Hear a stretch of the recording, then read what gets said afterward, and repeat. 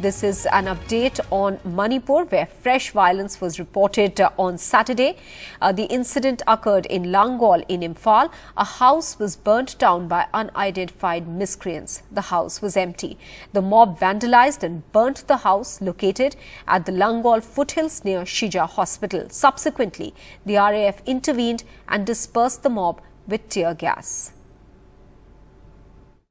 Situation in Manipur in the past 24 hours has remained under control but tense, given the fact that there has been in the past 24 hours at least 2 incidents of flare-up of arson from 2 parts of the state capital Imphal. In fact, this evening in an area called Langol, an empty house was torched. Almost in a similar way,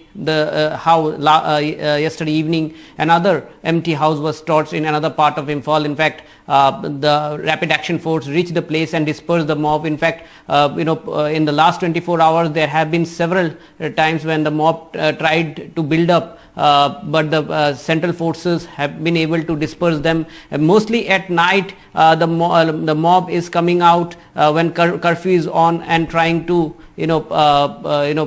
gather and build up. In fact, yesterday at night, the army, the Assam Rifles, the central forces along with the state forces had to carry out joint flag march at midnight. In fact, in areas of Imphal East district, there have been heavy exchange of fire between miscreants who are having automatic weapons as well as militants and with security forces in areas of the bordering areas between Bishnupur and Churachandpur district, in areas like Kwakta and Kangvai, to be very precise. So therefore, there is palpable tension, there is build up in different areas. But ever since the Union Minister of State for External Affairs, Mr. R.K. Ranjan Singh's personal residence was torched. After that, at ground zero, the security presence has also increased, and in fact, this just goes to show that there is also a change in strategy in terms of tackling this situation. In fact, the state government and the central government